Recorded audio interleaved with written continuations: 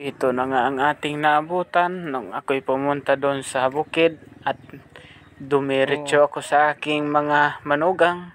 Ito na nga sila nagkuha at ng tinatawag na alugbate. Ito ay pinuputi.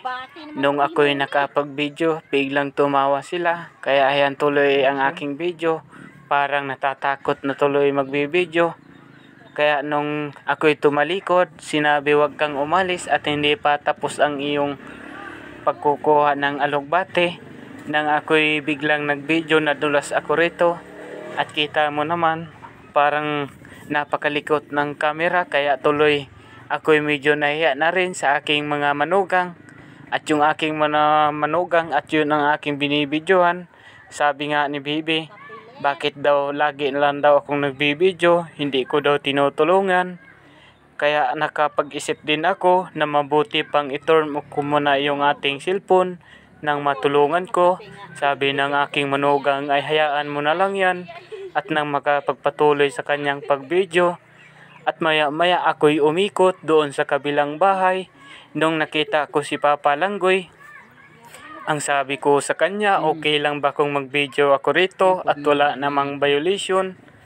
Kaya nakita ko kung gaano kaganda ng alugbati ni Mama. Napakalapad at para bagang may abono. At ayun na nga, puno na nga ang isang nigo.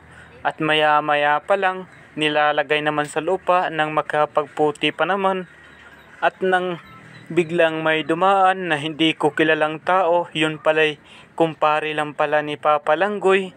At sabi nga niya, shout out daw sa kanyang pangalan. At ang kanyang pangalan ay ayun nga ay hindi ko alam. Nung tinanong ko, biglang tumawa at tumalikod na lang din siya. Siguro nahihiya sa kamerang aking itinutok sa kanya. Kaya ito na lang si Mama ang nagpupursige. Hanggang dito na lang ang ating video. Pa-subscribe ang ating YouTube channel, Rolly Official TV, at ganun din kay Junlin TV. Pakisuporta na lang sa aming mga vlog dito sa aming YouTube channel. Maraming salamat sa inyo mga idol at abangan nyo lang uli ang aming mga bagong vlog sa sunod na araw. At ito na nga, napapansin nyo, napakataba ng alugbati na para bagang damo lang. Pero napakalaking kita kung ito'y ibibinta, kung hindi pa tamad-tamad. Kaya kung ito ang inyong mga pananim, napakalaking tulong sa inyong pamilya.